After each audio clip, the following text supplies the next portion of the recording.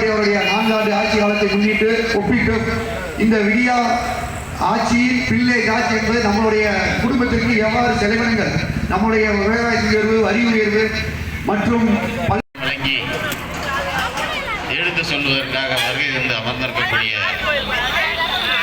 முன்னாள் பெருந்துறை அமைச்சர், மாநில கழக அம்மா பேரவையின் செயலாளர், மாண்புமிகு சட்ட மன்னன், மக்கள் திலகம், சத்துணவு தந்த சரித்திர நாயகன் புரட்சி தலைவர் எம்ஜிஆர் அவர்களை வணங்கி, மாண்புமிகு இதய தெய்வம் தங்கத்தாரகை புரட்சி தலைவி அம்மா அவர்களையும் வணங்கி, கழகத்தினுடைய பொதுச் செயலாளர், தமிழ்நாட்டினுடைய சட்டமன்ற எதிர்க்கட்சியினுடைய தலைவர், தமிழ்நாட்டினுடைய வருங்கால முதலமைச்சர், அன்பிற்குரிய அருமையண்ணன் எடப்பாடியார் அவர்களுடைய நல்ல வழிகாட்டுதலின்படி இன்றைக்கு தமிழகமெங்கும் திமுகவினுடைய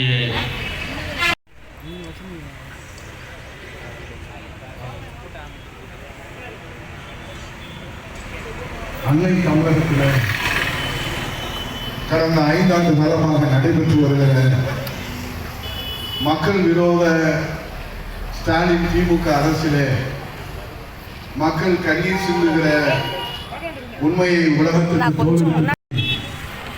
நம்முடைய வருங்கால முதலமைச்சர், சாமானிய முதல்வராக சரித்திரம் படைத்திட்ட மாண்புமிகு எதிர்க்கட்சியுடைய தலைவர் இன்றைக்கு மக்களின் உரிமை குரலாக தமிழகம் முழுவதும் 185 சட்டமன்ற தொகுதிகளிலே மக்களை சந்தித்து மக்களிடத்திலே ஆதரவை திரட்டி இனி அன்னை தமிழகத்தை ஆளுகிற தகுதி அண்ணா திராவிட முன்னேற்ற கழகத்திற்குத்தான் உண்டு என்கிற அந்த தகுதி நம்முடைய அனைத்து இந்திய அண்ணா திராவிட முன்னேற்ற கழகத்திற்கு பெற்றுத் தந்திருக்கிற கழகத்தினுடைய நிரந்தர பொதுச் செயலாளர் புரட்சி தமிழர் ஐயா எடப்பாடியார் அவர்களுடைய மேலான ஆணைக்கு இணங்க மதுரை புறநகர் மேற்கு மாவட்ட கழகத்தின் சார்பிலே உசிலம்பட்டி சட்டமன்ற தொகுதியிலே இன்றைக்கு எழுச்சியோடு அருமையப்பா பூமாராஜா நகர்கழகத்துடைய ஆற்றமிக்க மூத்த செயலாளர் அவருடைய சீனிய ஏற்பாட்டிலே தலைமையிலே எல்லோரும் பங்கேற்றிருக்கிற இந்த விடியா ஆட்சி வீட்டுக்கு போகிற இந்த நேரத்திலே அவர்கள் செய்திருக்கிற வேதனைகளை பட்டியலிட்டு சொல்வதற்காக இந்த நிகழ்வை இங்கே சிறப்பாக தகவல் தொழில்நுட்பத்துடைய மாவட்ட செயலாளர் என் அருமை தம்பி சிகராஜ் பாண்டியன் அவர்கள் ஒவ்வொரு தொகுதி வாரியாக இதை வெற்றிகரமாக துவக்கி வைத்து வருகின்றார்கள். இன்றைக்கு காலையிலே இந்த நிகழ்ச்சிக்கு புறப்படுவதற்கு முன்பாக அருமையப்பா அவர்களிடத்தில் ஒரு பச்சை பொய்யை வாய் கூட்டாமல் சொல்லியிருக்கிறார் முதலமைச்சர் ஸ்டாலின் அவர்கள்.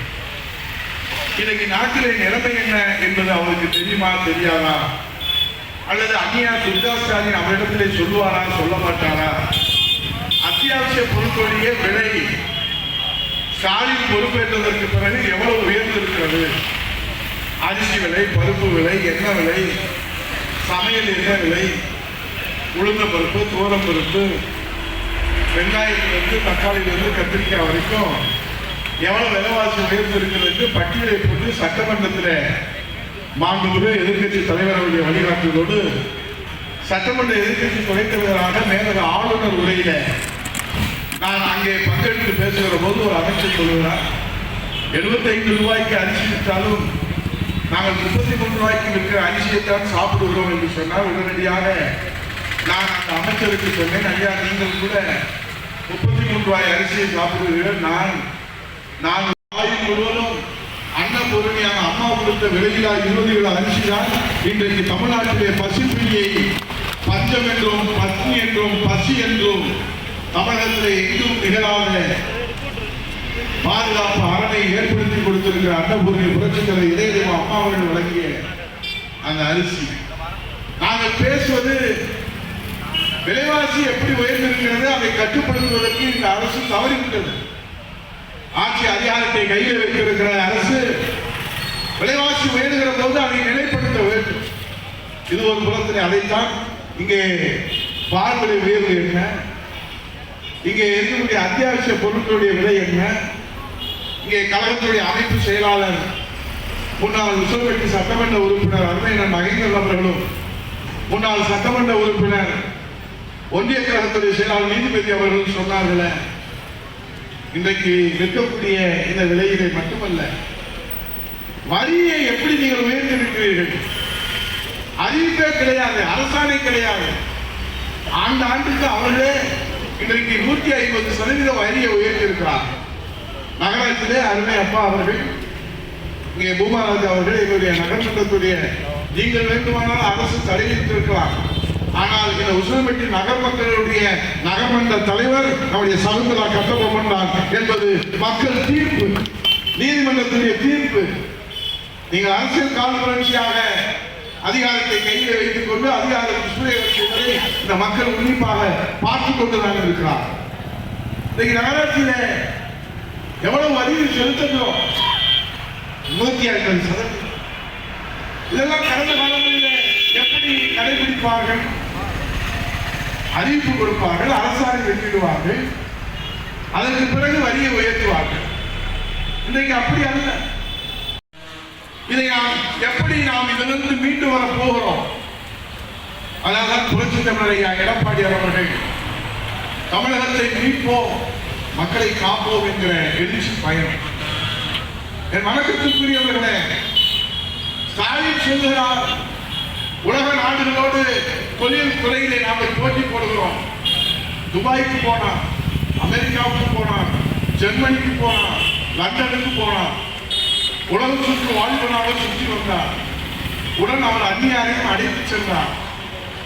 ஆனால் உலக முதலீடு இங்கே வந்ததா என்றால் நமக்கு தெரியவில்லை. வெள்ளை அறிக்கை வெளியிடுங்கள் என்று சொன்னால் அந்த துறையினுடைய அமைச்சர் சொல்லுகிறார், இதோ என்று வெள்ளை பேப்பரை காமித்து இதுதான் வெள்ளை அறிக்கை. எத்தனை புரிந்துணர்வு ஒப்பந்தங்கள் போட்டீர்கள் என்று கேட்டால் அந்த விவரத்தை சொல்வதற்கு தகுதியில்லாத ஒரு அமைச்சர் இன்றைக்கு வெள்ளைத்தாளை காமித்து இதுதான் வெள்ளை அறிக்கை என்று ஒரு முட்டாள்தனமான பதிலை சொல்லுகிற ஒரு அமைச்சரை இந்த தமிழ்நாடு பெற்றிருக்கிறார். நான் இந்த உசிலம்பட்டியிலிருந்து தைரியமாக சொல்லுகிறேன், கண்ணியத்துக்குரிய காவல்துறை அதிகாரிகள் இங்கே பாதுகாப்பு பணியில இங்கே ஈடுபட்டிருக்கிறார்கள். இங்கே பூமாகாவிலிருந்து நம்முடைய போட்டி போட்டுக் கொண்டிருக்கிறது என்று நான் குற்றம் சாட்டுகிறேன். நீங்க வேண்டுமானால் எங்கள் மீது வழக்கை தொடுங்க. நீதிமன்றத்தில் இந்த 5 ஆண்டு காலத்தில் எப்படி இந்த தாய் தமிழ் நாடு சீரழிந்து போயிருக்கிறது. பள்ளிக்கூடத்துக்கு போகிற பெண் குழந்தைகள் வகுப்பறையிலே வைத்து இன்றைக்கு போதை வச்சுகளை பயன்படுத்துகிற ஒரு கொடுமையை இந்த நாடு இதுவரை கண்டதில்லை. இன்றைக்கு இளைஞரணி மாநாடு என்று தென்மண்டல மாநாட்டை இங்கே நடத்துகிறார். அதுல எங்களுக்கு ஒன்றும் வருத்தம் இல்லை. உதயநிதி ஸ்டாலினுக்கு முடிசூட்டுவதற்காக நீங்கள் இளைஞரணி மாநாடு, உங்கள் தந்தையை திருப்திப்படுத்துவதற்காக மகளிரணி மாநாடு, இன்றைக்கு கூட மகளிருடைய செயலாளர் முதலமைச்சருடைய அருமை தங்கை கண்மணி அவர்கள் மதுரையிலே இன்றைக்கு தேர்தல் அறிக்கை குழுவின் சார்பில் திமுக தேர்தல் அறிக்கையில என்னென்ன இடம்பெற வேண்டும் எங்களுக்கு ஆலோசனை சொல்லுங்கள் என்று கோரிக்கை மனு பெறுகிற நிகழ்ச்சி நடைபெற்றுக் கொண்டிருக்கிறது. இங்கே நாம் இருக்கிற நேரத்திலே தான் அங்கே நடைபெற்றுக் கொண்டிருக்கிறது. நான் கேட்கிறேன், இங்கே பேசுகிற போது சொன்னார்கள் 525 வாக்குறுதிகளை கொடுத்துவிட்டு நீதிபதி அவர்கள் சொன்னார்கள் 10% என்கிறீர்கள், 20%, 30%, 40%, ஏன் 100% சொல்லிவிட்டு போகல. யாருக்கு கேட்டாங்க? ஏதாவது ஒரு வாய்ப்பு வந்ததை சொல்லிட்டு போறீங்க. சட்டசபையில கேட்கிறோம், நீட் தேர்வு ரத்து சொன்னீங்களே, ஆண்டுக்கு 50 லட்சம் வேலை வாய்ப்பு சொன்னீங்களே, இந்த 100 நாள் வேலையை 150 நாளா உயர்த்துவேன் சொன்னீங்களே, ஊதியத்தை 300 ரூபாய் உயர்த்துவேன் என்று சொன்னீர்களே, பேரூராட்சிகளுக்கு 100 நாள் வேலை வாய்ப்பு திட்டத்தை கொடுப்போம் என்று சொன்னீர்களே. ஆமா சொன்னோம். அதெல்லாம் செய்யக்கூடிய எந்த சட்டத்தில் இருக்குன்னு கேட்கிறாங்க. ஆணவத்தின் உச்சியில. அப்ப அதுக்கு இப்ப மறுபடியும் தேர்தல் அறிக்கை கொடுத்திருக்காங்க. ஏற்கனவே கொடுத்த தேர்தல் அறிக்கையை நீங்க நிறைவேற்றல. இங்க இருக்கிற 58 கால்வாய்க்கு அரசாணை வெளியிடுவதற்கு அம்மாவுடைய அரசிலே எடப்பாடி முதலமைச்சராக இருக்கிற போது, நான் வருவாய்த்துறை அமைச்சராக இருக்கிற போது, நீதிபதி சட்டமன்ற உறுப்பினராக இருக்கிற போது அதற்கு அனைத்து முயற்சியும் எடுத்து சோதனை ஓட்டமாக 3 முறை தண்ணீரை கொண்டு வந்து, அதற்கு பிறகு ஒவ்வொரு முறையும் தண்ணீரை கொண்டு வந்து அரசாணை வெளியிடுகிற போது ஆட்சி மாற்றம் ஏற்பட்டது. இதுவரைக்கும் நீங்க அந்த அரசாணையை பற்றி பேசி இருக்கிறீர்களா, சிந்தித்து இருக்கிறீர்களா? எதையுமே நீங்கள் சிந்திக்கவில்லைங்க. மகேந்திரன் இந்த மண்ணின் மைந்தராக கேட்டாரு, என்ன செஞ்சிருக்கிறீங்க சொல்லுங்க. நாங்க சொல்றோம், பட்டியலிட்டு சொல்லுறோம். உங்களால் ஏதாவது சொல்ல முடிகிறதா? எதுக்கு இளைஞரணி மாநாடு? பொழுது விடுத்தா மாநாடு. ஏன்னா மக்கள் கடும் கோபத்தில் இருக்கிறது ஸ்டாலின் தெரிஞ்சு அதை மாற்றுறதுக்காக 5 லட்சம் பேர் 6 லட்சம் எத்தனை லட்சம் பேர் வேணாலும் நீங்க நடத்துக்கலாம். நான் வருத்தப்படல. ஒன்னே ஒண்ணு கேட்கிறேன்.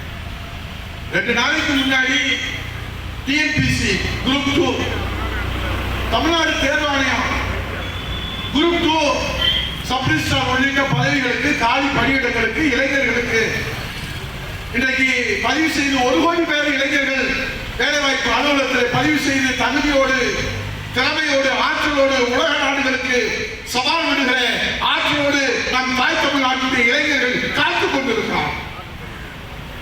இங்க இளைஞரணி மாநாட்டுக்கு வர்றவங்களுக்கு கள்ளமிட்டாய் கொடுக்குறீங்க, முறுக்கு கொடுக்குறீங்க, ரொட்டி கொடுக்குறீங்க, பிஸ்கட் கொடுக்குறீங்க, டீஷர்ட் கொடுக்குறீங்க, காபி கொடுக்குறீங்க, பிரியாணி கொடுக்குறீங்க, போகும்போது அதுவும் கொடுக்குறீங்க, போகும்போது இதுவும் கொடுக்குறீங்க.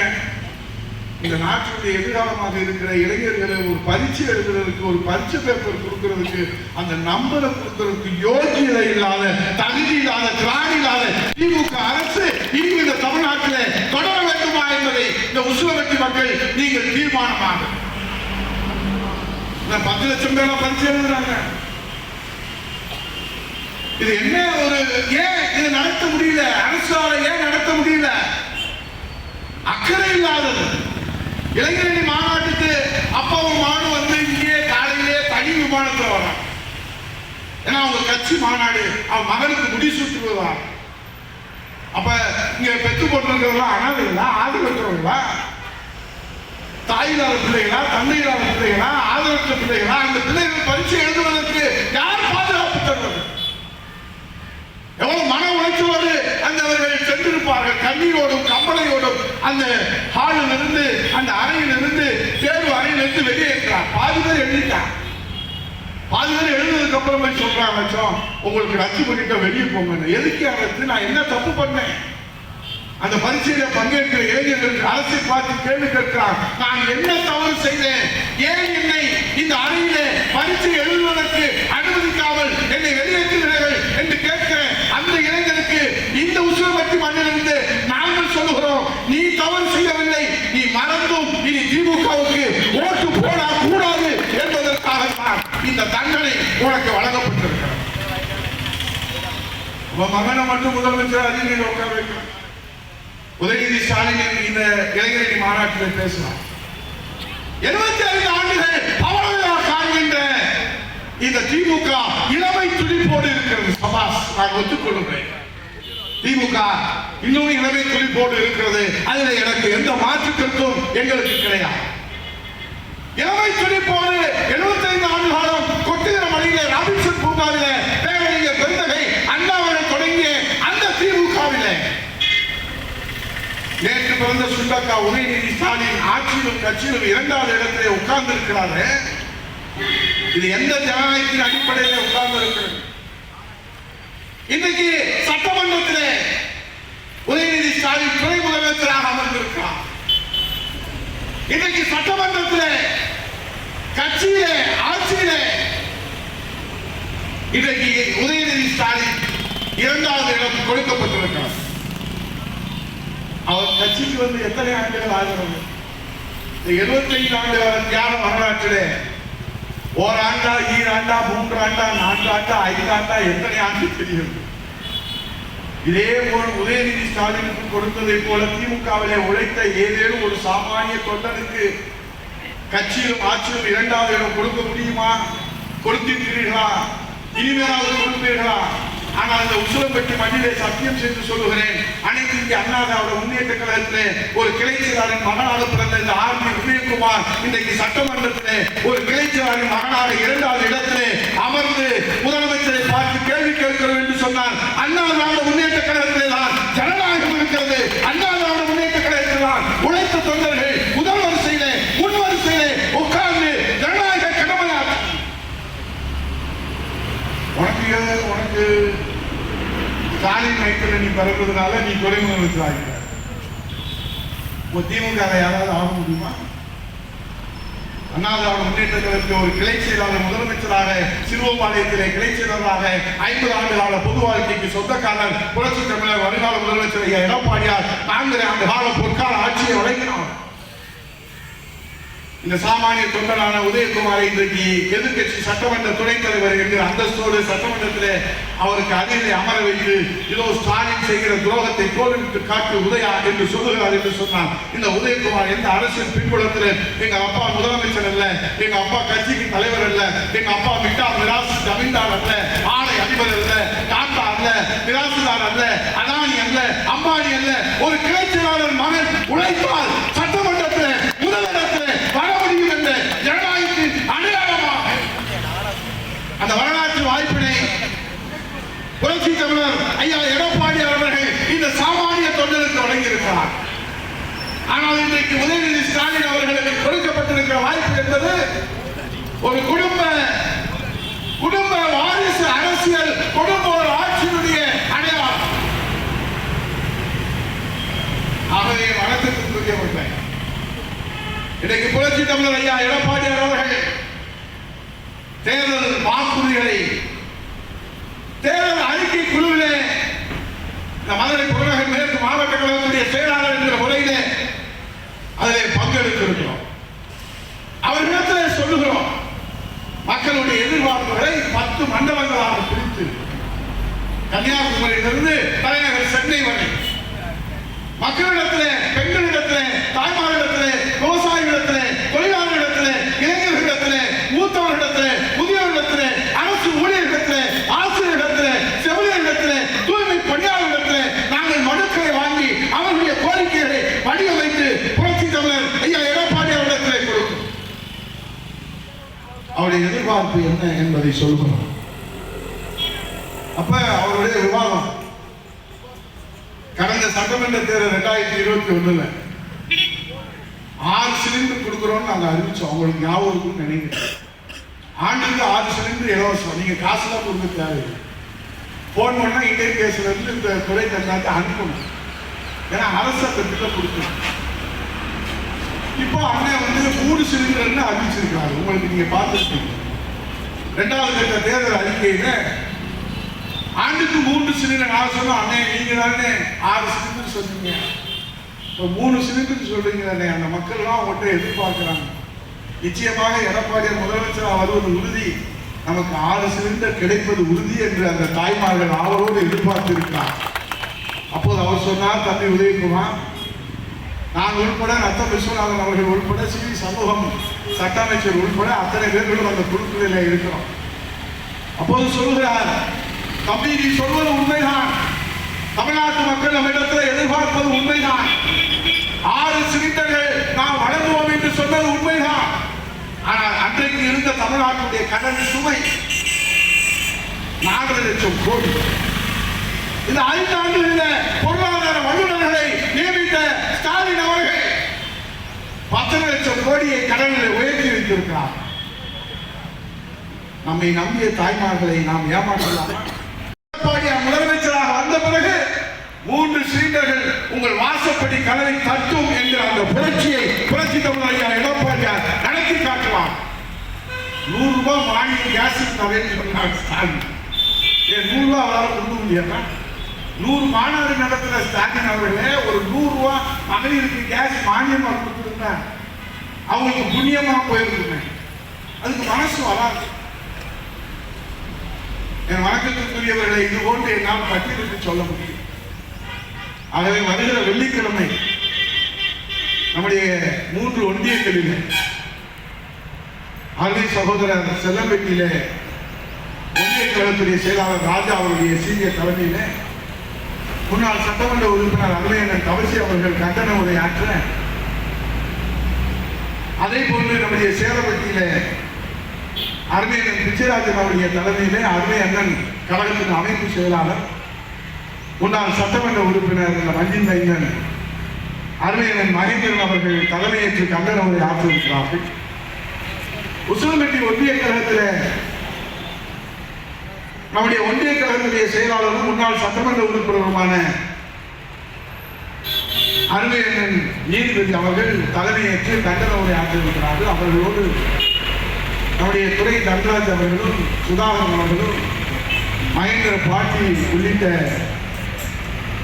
மாவட்ட சார்பினுடைய செயலாளர்களும் அதில் உடனிணைந்து பங்கேற்று அருமையப்பா பூமாராஜா உள்ளிட்ட நம்முடைய கழக நிர்வாகிகள், தம்பி ராஜாமி உள்ளிட்ட கழக நிர்வாகிகள் எல்லாம் அதில் பங்கேற்க இருக்கிறார்கள்.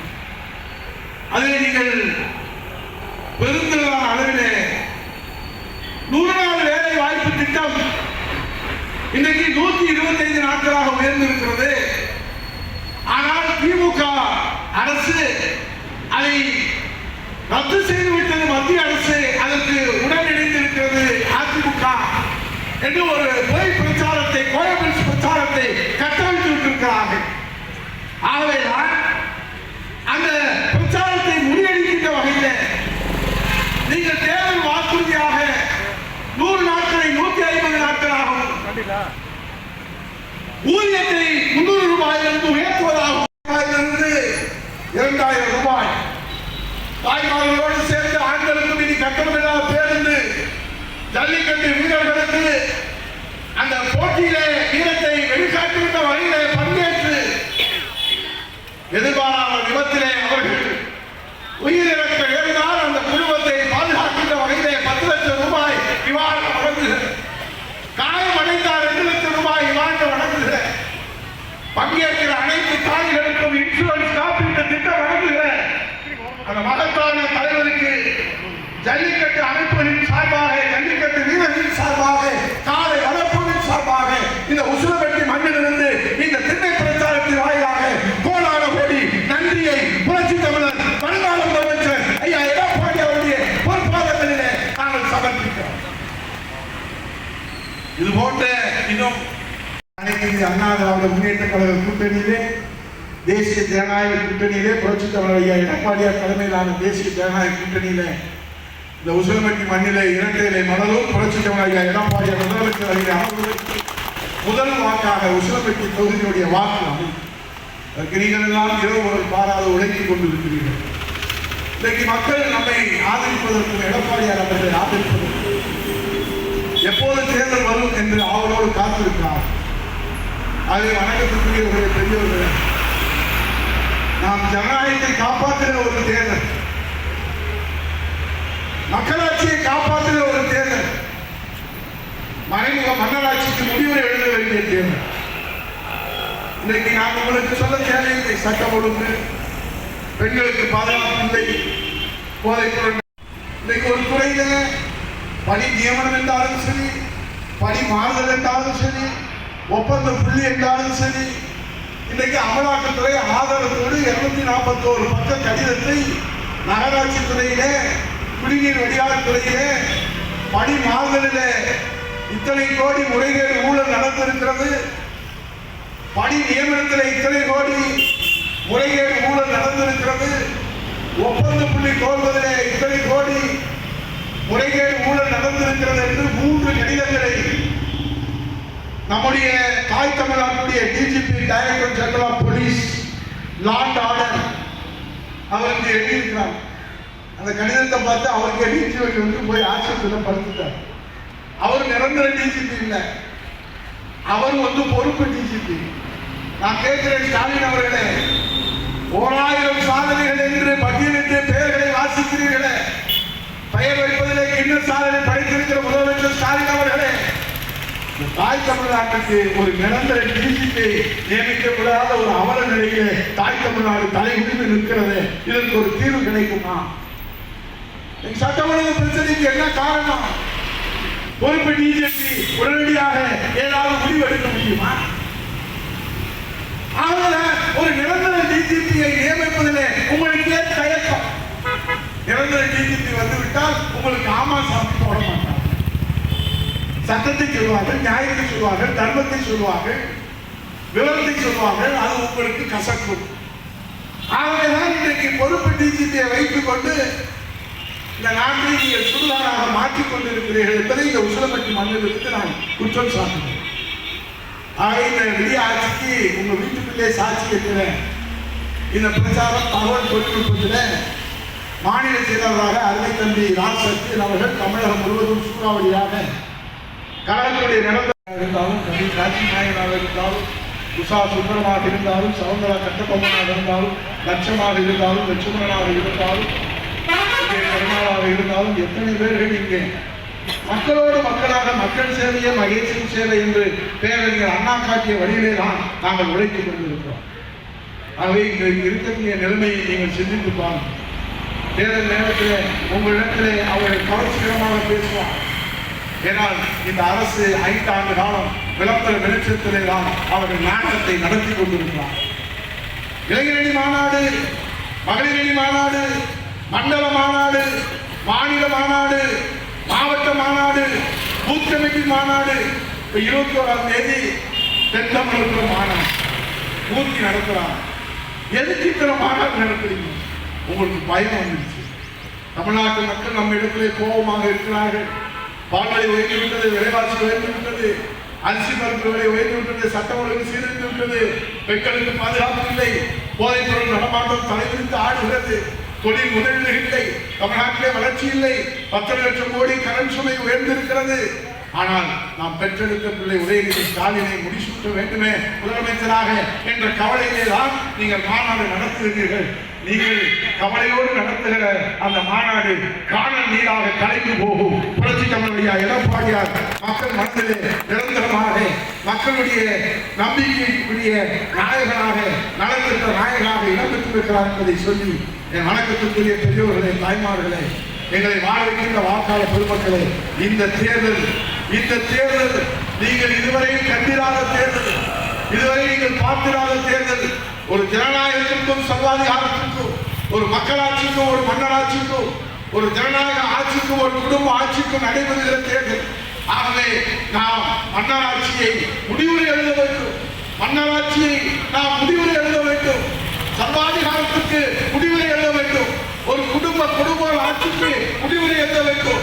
ஆட்சியும் கட்சியும் கைப்பற்றிருக்கிற கருணாநிதி குடும்பம் தமிழ்நாட்டில் கைப்பற்றுவதற்காக இந்த தேர்தலிலே அவர்கள் தலகாலாக நின்று மண்டியிட்டு பிச்சை கேட்டாலும் நீங்கள் வாக்களிக்க வேண்டிய சின்னம் இரட்டையிலை என்று சொல்லி எங்கள் தோழமை கட்சியினுடைய தோழர்களும் உங்களோடு தோள் நின்று துணை நின்று அண்ணா திராவிட முன்னேற்ற கழக தலைமையிலான தேசிய ஜனநாயக கூட்டணியிலே வாக்கு சேகரிக்க வருகிற போது பெருந்திரளான அளவிலே வரவேற்பை அளித்து புரட்சி தமிழ் எடப்பாடியார் அவர்களை 2026 சட்டமன்ற தேர்தலிலே கோட்டையில் அமர்த்துவோம். ஸ்டாலினை ஓய்வெடுப்பதற்கு வீட்டுக்கு அனுப்புவோம். நன்றி, வணக்கம்.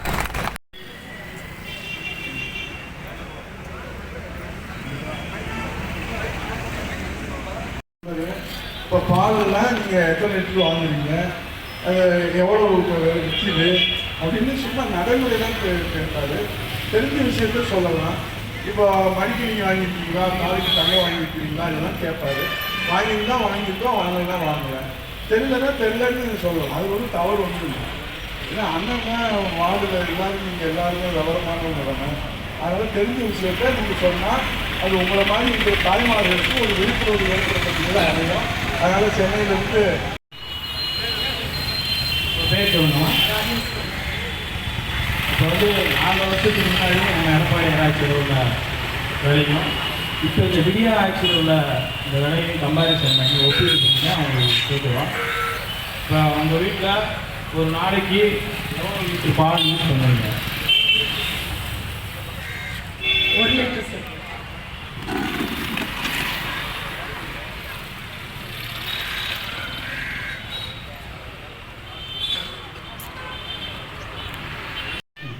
தேவைப்படும்.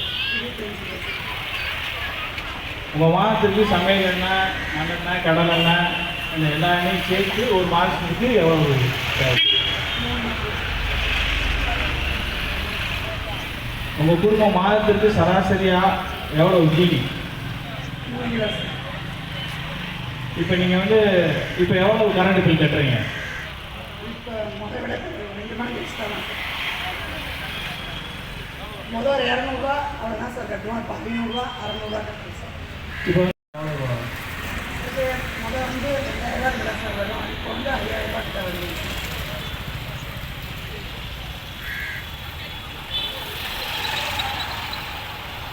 இப்போ ஏற்கனவே எடப்பாடியார் ஆட்சியில் எல்லாத்துக்கும் அம்மா ஆட்சியில் 52 லட்சம் மணிக்கட்டு கொடுத்தாங்க. அந்த மணிக்கட்டு இந்த ஆட்சியில் கொடுத்துருக்காங்களா? கொடுக்கலைங்க சார். இப்போ தான் எலெக்ஷன் வரனால